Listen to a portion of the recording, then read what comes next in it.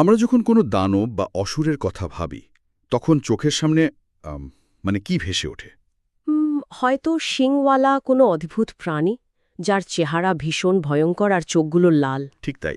আর যার কাজই হলো শুধু চারপাশের সবকিছু ধ্বংস করা। ছোটবেলা থেকে গল্পের বই বা টিভিতে আমরা এরকম ছবি তো দেখে এসেছি। হ্যাঁ, একদম। কিন্তু আজকের এই গভীর বিশ্লেষণে আমরা একটু অন্যভাবে চিন্তা করব। ধরুন, সবচেয়ে ভয়ঙ্কর দানবটি আসলে বাইরের কোনো রূপকথার প্রাণী নয়। মানে সেটা আমাদের নিজেদেরই একটা অংশ। ঠিক। ধরুন, এই দানবটি আসলে আমাদের নিজেদের ভেতরেই লুকিয়ে থাকা সেই অন্তহীন অহংকার আর মানুষের কাছ থেকে একটু স্বীকৃতি পাওয়ার মুড়িয়া চেষ্টা। দারুণ একটা পয়েন্ট। আজকে আমরা ঠিক এরকমই একটা বিষয় নিয়ে কথা বলবো। হিন্দু পুরাণের একটা খুব প্রাচীন গল্প আছে, অন্ধকাসুরের গল্প।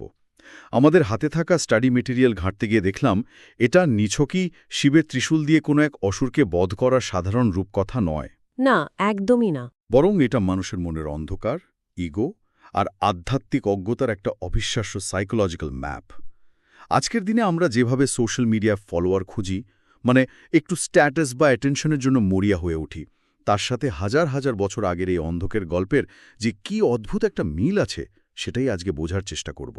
আর গল্পটার শুরুটা কিন্তু একদম মহাজাগতিক লেভেল থেকে, বেশ ইন্টারেস্টিং আর অদ্ভুত একটা জায়গা থেকে। হ্যাঁ, তো সেই শুরুটা নিয়ে আগে একটু কথা বলা যাক।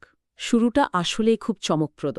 অন্ধকের গল্পটা বুঝতে হলে প্রথমে শিব আর পার্বতীর একটা মহাজাগতিক ঐক্যের জায়গায় যেতে হবে। আচ্ছা। পুরাণে শিবকে দেখা হয় বিশুদ্ধ চেতনা আর পরম স্থিরতার প্রতীক হিসাবে। অন্যদিকে পার্বতী হলেন শক্তি, মানে মহাবিশ্বের গতি, সৃষ্টি আর প্রকৃতির প্রকাশ। এই চেতনা আর শক্তির মিলনই তো পুরো মহাবিশ্বের অস্তিত্বের মূল ভিত্তি, তাই না? হ্যাঁ, একদম ঠিক। তো শিবপুরাণে একটা খুব বিখ্যাত দৃশ্য আছে। একদিন শিব আর পার্বতী কৈলাসে বসে আছেন। হঠাৎ করে পার্বতী খেলার ছলে পেছন থেকে এসে তার 2 হাত দিয়ে শিবের চোখ দুটো ঢেকে দেন। আর শিবের চোখ তো সাধারণ চোখ নয়। ঠিক বলেছেন, ওটা হলো মহাজাগতিক আলো আর চেতনার উৎস। ফলে যেই মুহূর্তে চোখ দুটো ঢাকা পড়ল, পুরো মহাবিশ্বে আলো নিভে গেল। এক চরম অন্ধকারের সৃষ্টি হল। আর ঠিক সেই মহাজাগতিক অন্ধকার আর সেই মুহূর্তে শিব আর পার্বতীর শরীর থেকে নির্গত হওয়া উত্তাপ থেকে একটা শিশুর জন্ম হল। অদ্ভুত ব্যাপার হল, শিশুটি জন্ম থেকেই ছিল অন্ধ। হ্যাঁ, আর সংস্কৃত ভাষায় অন্ধক মানে হল অন্ধ বা অন্ধকারাচ্ছন্ন। তাই তার নাম রাখা হল অন্ধক। এখানে একটা ব্যাপার খুব স্পষ্ট, যে এই অন্ধত্বটা শুধু চোখের দৃষ্টি না থাকার অন্ধত্ব নয়। না, এটা আরও গভীর কিছু। হ্যাঁ, অন্ধকার থেকে জন্ম নিচ্ছে অন্ধত্ব, আর অন্ধত্ব থেকে জন্ম নিচ্ছে এক ধরনের অজ্ঞতা। তো শিব আর পার্বতী যখন শিশুটিকে দেখলেন, তখন তাদের মনে একটা মিশ্র প্রতিক্রিয়া হলো। কারণ শিশুটি তাদেরই অংশ, কিন্তু দেখতে সে বড় একটা সুবিধের ছিল না। একটু অমঙ্গলজনক একটা আভা ছিল তার মধ্যে। ঠিক ঠিক সেই সময়ে হিরণ্যাক্ষ নামে এক প্রবল পরাক্রমশালী অসুররাজ পুত্র সন্তানের আশায় চরম তপস্যা করছিলেন। শিব তখন এই অন্ধককে হিরণ্যাক্ষের কাছে দত্তক হিসেবে দিয়ে দেন। আর এই দত্তক যাওয়ার পর থেকেই অন্ধকের জীবনের মানসিক টানাপোড়েন বা সাইকোলজিক্যাল জটিলতাগুলো শুরু হয়। তার অসুর সমাজে বেড়ে ওঠাটা তো মোটেও সহজ ছিল না। একদমই না। হিরণ্যাক্ষ তো সাধারণ কেউ ছিলেন না, তিনি ছিলেন অসুরদের রাজা। অসুরদের সমাজে শক্তি, ক্ষমতা আর যুদ্ধবিদ্যার কদরই সবচেয়ে বেশি। সেখানে দুর্বলতার কোনো জায়গা নেই। এরকম একটা পরিবেশে অন্ধক বড় হতে শুরু করল। কিন্তু যেহেতু সে জন্মান্ধ, তাই তার নিজের সম্প্রদায়ের লোকজনই তাকে নিয়ে চরম হাসাহাসি করত। অন্যান্য অসুররা তাকে পদে পদে অপমান করত, তাকে দুর্বল ভাবা হতো, বলা হতো সে কোনোদিন সিংহাসনে বসার যোগ্য নয়। তার শারীরিক অন্ধত্ব তো একটা সমস্যা ছিলই, কিন্তু চারপাশের মানুষের এই অবহেলা, এই বুলিং তার মনের ভেতরে একটা মারাত্মক ক্ষত তৈরি করে দিল। হ্যাঁ, একটা গভীর ট্রমা। ব্যাপারটা হলো, একটা বাচ্চা ছেলে যে জন্ম থেকেই দেখতে পায় না, তাকে তার নিজের জগতের মানুষজন প্রতিনিয়ত বুঝিয়ে দিচ্ছে যে তার কোনো দাম নেই। এই বিষয়টা আজকের সমাজের সাথে খুব সহজেই মেলানো যায়। কিভাবে? আমরা প্রায় দেখি যারা ছোটবেলায় চরম অবহেলা, ট্রমা বা বুলিংয়ের শিকার হয়, বড় হয় তাদের অনেকের মধ্যেই নিজেকে প্রমাণ করার একটা মুড়িয়া জেদ চেপে বসে। তখন তারা যে কোনো মূল্যে ক্ষমতা বা স্বীকৃতি চায়। হ্যাঁ, সাইকোলজির দিক থেকে দেখলে এই অতিরিক্ত ক্ষমতার আকাঙ্ক্ষাটা আসলে তার ভেতরের নিরাপত্তাহীনতা আর আহত ইগোরই একটা ডিফেন্স মেকানিজম। ঠিক তাই। অন্ধকের যে এই ভিলেন হয়ে ওঠার শুরুটা, এর পেছনে কিন্তু চরম একটা অনিরাপত্তাবোধ কাজ করছে। সে হয়তো শুরুতে দুনিয়া ধ্বংস করতে চায়নি, সে শুধু চেয়েছিল চারপাশের মানুষ তাকে একটু দাম দিক, তাকে মেনে নিক। একদম। সে যে ফেলনা নয় এই প্রমাণ করার তাগিদ থেকেই তার ভেতরে একটা বিশাল ইগো তৈরি হতে শুরু করে। সে তার দুর্বলতাকে ঢাকতে চাইছে একটা বিশাল খোলস দিয়ে। আর দর্শনের দিক থেকে দেখলে এই ব্যাপারটা কেমন দাঁড়ায়? যদি আমরা হিন্দু দর্শনের জায়গা থেকে দেখি তাহলে তার এই অন্ধত্বকে বলা হয় অবিদ্যা। অবিদ্যা মানে তো শুধু পড়াশোনা না জানা নয়, তাই তো? না না, অবিদ্যা হলো আধ্যাত্মিক অজ্ঞতা, মানে নিজের আসল পরিচয়টা না জানা, কোনটা চিরস্থায়ী সত্য আর কোনটা সাময়িক মোহ সেটার পার্থক্য করতে না পারা। হুম।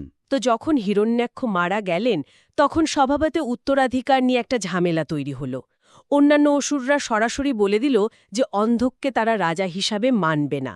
এই চূড়ান্ত প্রত্যাখ্যান অন্ধকের ভেতরে থাকা বারুদে যেন আগুন ধরিয়ে দিল। হ্যাঁ, সে ঠিক করল সে এমন ক্ষমতা অর্জন করবে যা কেউ কোনোদিন কল্পনাও করতে পারেনি।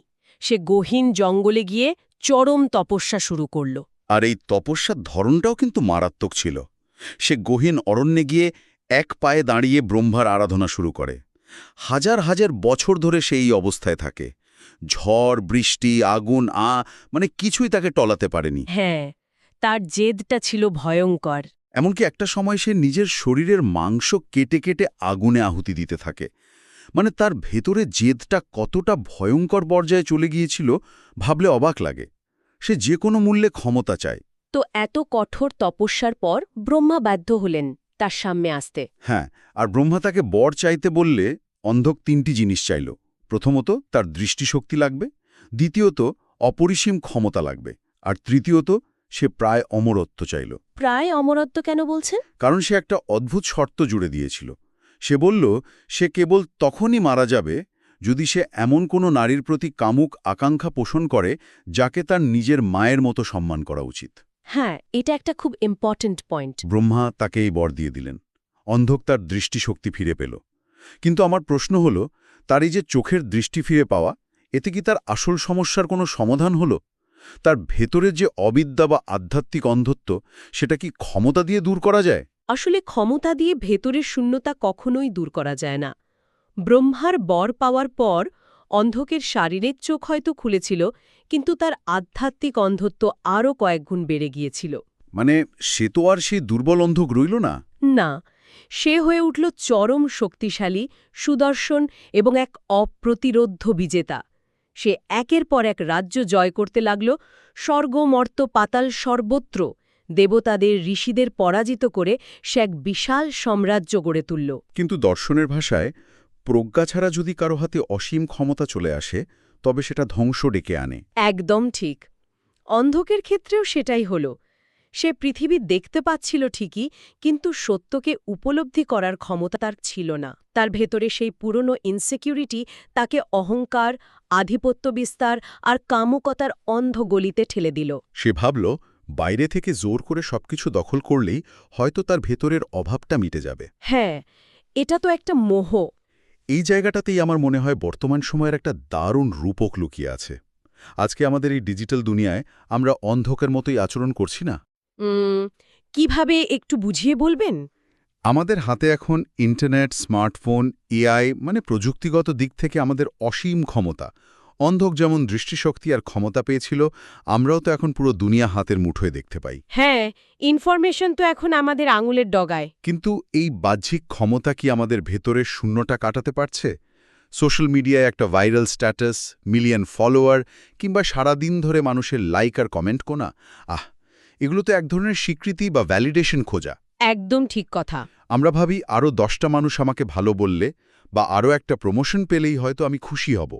কিন্তু অন্ধকের মতোই আমাদের এই বাহ্যিক অর্জনগুলো ভেতরের সেই অবিদ্যা বা ইনসিকিউরিটিকে একটুও কমাতে পারে না। কারণ এই ধরনের ভ্যালিডেশনের কোনো শেষ নেই। আপনি যতই রাজ্য জয় করেন না কেন বা যতই ফলোয়ার বাড়ান না কেন, মূল সমস্যাটা তো ভেতরে। মনস্তাত্ত্বিকভাবে যখন আমরা আমাদের নিজস্ব মূল্য বা সেলফ ওয়ার্থ বাইরে থেকে খুঁজি, তখন আমরা আসলে অন্যের দয়া বা রিয়াকশনের ওপর নির্ভরশীল হয়ে পড়ি। হ্যাঁ, অন্ধকও ঠিক এই কাজটাই করছিল। হ্যাঁ, তার ক্রমাগত যুদ্ধ জয় আর আধিপত্য বিস্তার আসলে একটা অনন্তকালের ক্ষুধা। হিন্দু চিন্তাধারায় বলা হয় বাসনা বা আকাঙ্ক্ষা নিজে থেকে খারাপ কিছু নয়। হুম। কিন্তু যখন আকাঙ্ক্ষাটা প্রজ্ঞা থেকে বিচ্ছিন্ন হয়ে যায় তখন সেটা একটা নেশায় পরিণত হয়। অন্ধক বুঝতে পারছিল না যে বাইরের দুনিয়া দখল করে কখনোই ভেতরের মনের শান্তি পাওয়া যায় না। আর এই প্রজ্ঞাবিহীন বাসনা তাকে শেষ পর্যন্ত এমন একটা সিদ্ধান্তের দিকে নিয়ে যায় যা তার পতনের কারণ হয়ে দাঁড়ায়। হ্যাঁ, আর পতনের শুরুটা হয় যখন অন্ধক পার্বতীকে দেখতে পায়। সে তো জানতই না যে পার্বতী কে। সে পার্বতীকে দেখে এমনভাবে মোহগ্রস্ত হয়ে পড়ে যে সে তার ঐশ্বরিক এবং মাতৃরূপ চিনতে সম্পূর্ণ ব্যর্থ হয়। তাকে পাওয়ার জন্য অন্ধক রীতিমতো পাগল হয়ে ওঠে। আর এখানেই তার বরের সেই শর্তটা মিলে যায়, মানে মায়ের মতো কাউকে কামনার দৃষ্টিতে দেখা। অন্ধক তখন তার বিশাল সৈন্যবাহিনী নিয়ে কৈলাসে আক্রমণ করে বসে। কিন্তু এখানে আমার একটা লজিক্যাল খটকা লাগছে। কি রকম? মানে অন্ধক ততদিনে তো পুরো মহাবিশ্ব জয় করে ফেলেছে। স্বর্গ, মর্ত, পাতাল সব তার হাতের মুঠোয়। সে প্রায় অমর। তাহলে একটা দুর্গম বরফে ঢাকা পাহাড় মানে কৈলাসে আক্রমণ করার তার কি দরকার ছিল? হ্যাঁ, শুধু একজন নারীকে পাওয়ার জন্য সে এত বড় ঝুঁকি কেন নেবে? এর পেছনে কি এমন কোনো সাইকোলজি আছে যে ইগো আসলে কোনো কিছুকেই নিজের নিয়ন্ত্রণের বাইরে থাকতে দিতে পারে না? একদম ঠিক জায়গায় ধরেছেন। এই কৈলাস আক্রমণের বিষয়টা খুব গভীরভাবে বুঝতে হবে। হিন্দু পুরাণে কৈলাস শুধু পাথর আর বরফের কোনো সাধারণ পাহাড় নয়। তাহলে কৈলাস আসলে কিসের প্রতীক? কৈলাস হল মহাবিশ্বের অক্ষ।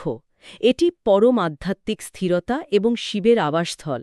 আমাদের মনের গঠনের সাথে যদি তুলনা করি তবে কৈলাস হল মানুষের উচ্চতর সত্তা বা হায়ার সেলফ। হায়ার সেলফ ব্যাপারটা যদি একটু বুঝিয়ে বলেন। এটা হলো আমাদের মনের সেই শান্ত, স্থির এবং নিরাপদ অংশটা, যাকে বাইরের কাউকে কিছু প্রমাণ করতে হয় না। এর কোনো অহংকার নেই, কোনো নিরাপত্তাহীনতা নেই। অন্যদিকে অন্ধক হলো সেই ইগো বা অহংবোধ যে সবসময় অস্থির, যে সবসময় কিছু না কিছু গ্রাস করতে চায়। ইগোর সবচেয়ে বড় সমস্যা হলো সে এমন কিছুর অস্তিত্ব সহ্য করতে পারে না যা সে দখল বা নিয়ন্ত্রণ করতে পারে না। মানে কৈলাসে সেই পরম স্থিরতা অন্ধকের ইগোর জন্য একটা বিরাট চ্যালেঞ্জ ছিল। একদম। সে যখন পার্বতীকে দখল করতে চাইল, সে আসলে মাতৃত্ব আর প্রকৃতির পবিত্রতাকে একটা বস্তু হিসেবে পেতে চাইল। আধুনিক সমাজেও আমরা দেখি, অহংকার যখন চরম সীমায় পৌঁছায় তখন মানুষ প্রকৃতির পবিত্রতা বা মানুষের ভেতরের সত্যকে সম্মান করতে ভুলে যায়। সে সবকিছুকেই নিজের ভোগের বস্তু বানাতে চায়। মানে ইগো যখন চূড়ান্ত রূপ নেয় তখন সে আর ভালো মন্দের তফাৎ করতে পারে না। এরপরই শুরু হয় শিব এবং অন্ধকের সেই মহাযুদ্ধ।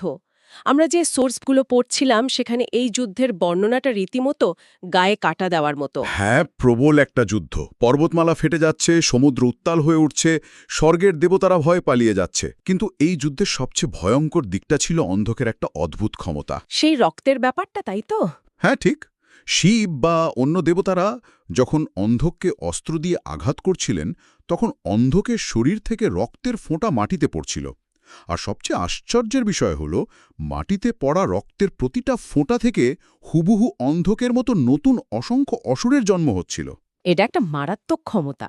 মানে তাকে আপনি যত কাটবেন সে দুর্বল তো হবেই না, উল্টো হাজার হাজার নতুন অন্ধক তৈরি হয়ে যাবে। পুরো রণক্ষেত্র এরকম অসংখ্য অন্ধকের ক্লোন দিয়ে ভরে গিয়েছিল। চিন্তা করুন অবস্থাটা। এই জায়গাটার রূপকটা খুবই শক্তিশালী। এই যে রক্তের প্রতিটা ফোঁটা থেকে নতুন অসুরের জন্ম হওয়া, এটা আসলে অনিয়ন্ত্রিত নেতিবাচকতার একটা প্রতীক। রক্ত এখানে বিষাক্ত ইগো বা ক্রোধের প্রতীক। যখন আপনি কোনো অন্ধ অহংকার বা নেতিবাচক শক্তিকে শুধু অন্ধ শক্তি বা রাগ দিয়ে মোকাবেলা করতে যাবেন, তখন সেটা কমে না, বরং বহুগুণে ছড়িয়ে পড়ে।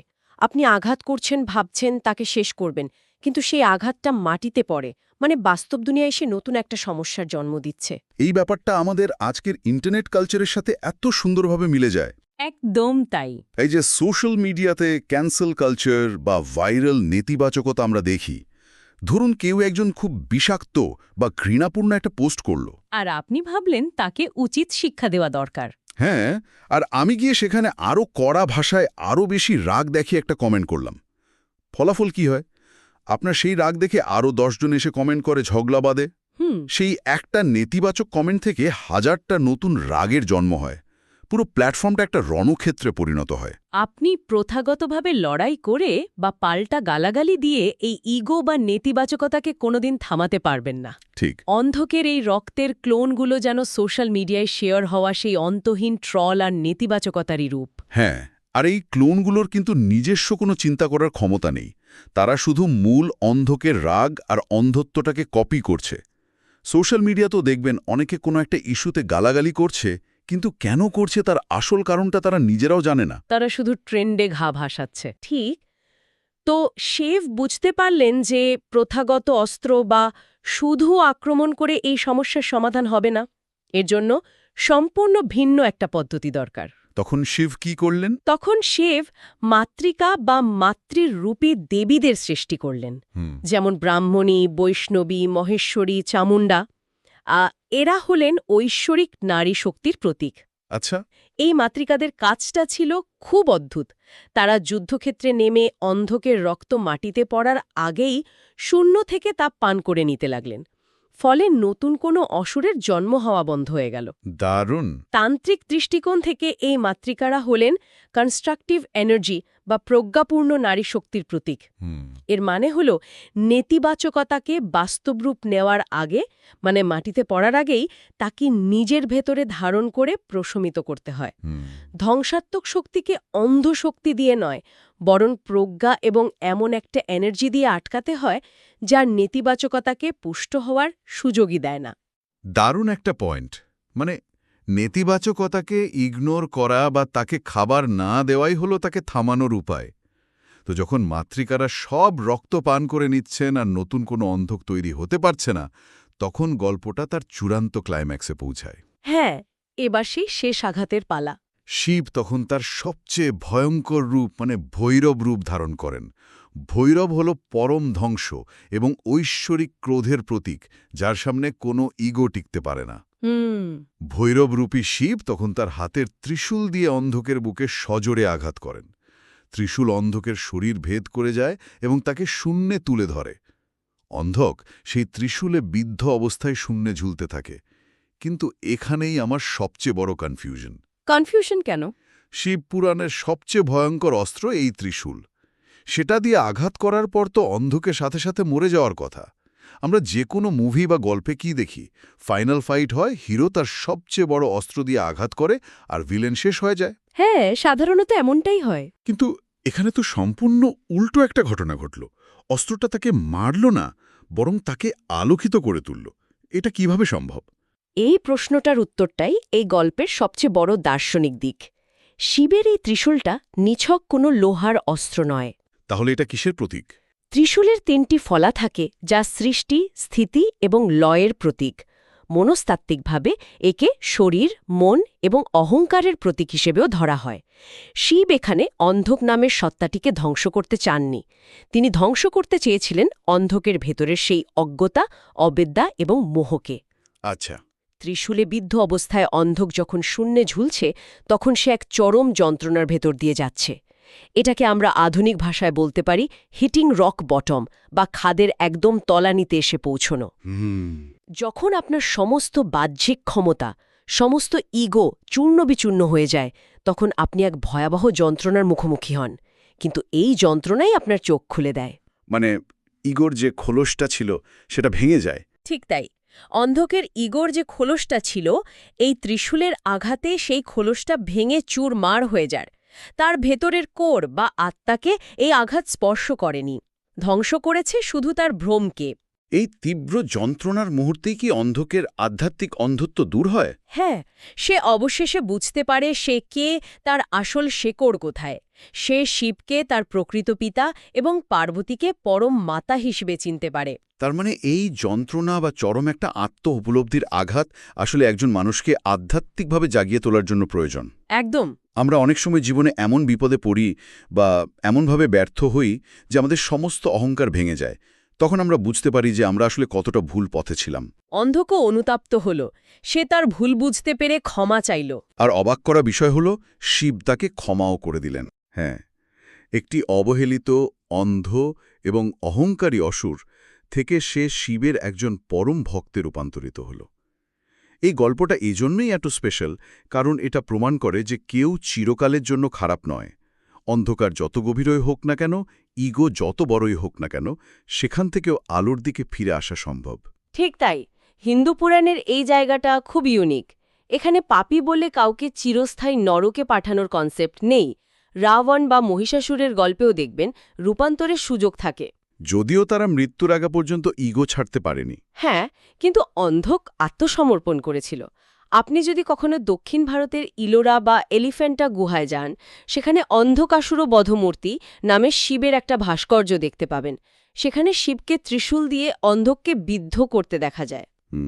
শিল্পীরা এটা দিয়ে বোঝাতে চেয়েছেন যে পরম চেতনার আঘাতে কিভাবে আমাদের ভেতরের অন্ধ অজ্ঞতা ধ্বংস হয়। অনেক সময় নতুন কিছু সৃষ্টির জন্য বা নিজেকে নতুন করে চেনার জন্য পুরনো ইগোটাকে এভাবেই যন্ত্রণার ভেতর দিয়ে ধ্বংস করতে হয়।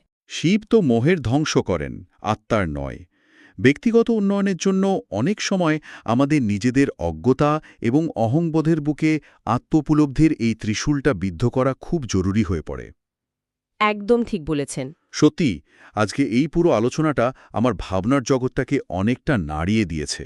আমরা দেখলাম যে অন্ধকের গল্পটা শুধু হাজার বছর আগের কোনো রূপকথা নয়, এটা আমাদের প্রতিদিনের জীবনের গল্প। হ্যাঁ, খুব প্রাসঙ্গিক একটা গল্প। আধুনিক যুগে আমাদের কাছে হয়তো অনেক গ্যাজেট আছে, অনেক টেকনোলজিক্যাল পাওয়ার আছে, কিন্তু প্রজ্ঞা বা আত্মোপলব্ধি ছাড়া এই সব ক্ষমতাই আসলে অন্ধত্বের নামান্তর। ডিজিটাল অহংকার, সোশ্যাল মিডিয়ায় ভাইরাল হওয়ার মোহ শেষ পর্যন্ত আমাদের শেকড় থেকে, আমাদের আসল পরিচয় থেকে বিচ্ছিন্ন করে দেয়। আমরা হয়তো অন্ধকের মতোই ভার্চুয়াল দুনিয়া জয় করছি, কিন্তু নিজেদের ভেতরের শূন্যতা আর নিরাপত্তাহীনতাকে একটুও কমাতে পারছি না। একদমই তাই। আজকের আলোচনাটা শেষ করার আগে যারা শুনছেন তাদের নিজস্ব ভাবনার জন্য আমি একটা প্রশ্ন রেখে যেতে চাই। একটু গভীরভাবে চিন্তা করে দেখবেন, আমাদের আধুনিক জীবনে এই স্মার্টফোন, সোশ্যাল মিডিয়া প্রোফাইল এবং আমাদের সামাজিক স্ট্যাটাস যদি ব্রহ্মার দেওয়া সেই ক্ষমতা এবং দৃষ্টিশক্তির বর হয়, তবে আমাদের জীবনে সেই ত্রিশূল কোনটি? কোনটি সেই যন্ত্রণাদায়ক কিন্তু অত্যন্ত প্রয়োজনীয় আত্ম-উপলব্ধি, যা আমাদের এই আধুনিক মোহ আর অন্ধত্ব থেকে মুক্তি দিয়ে সত্যিকারের আলোর পথে ফিরিয়ে আনতে পারে? আমাদের সেই রক বটমটা কি হতে পারে, যা আমাদের ইগোকে চূর্ণ করে আসল মানুষটাকে বের করে আনবে? ভাববেন একটু।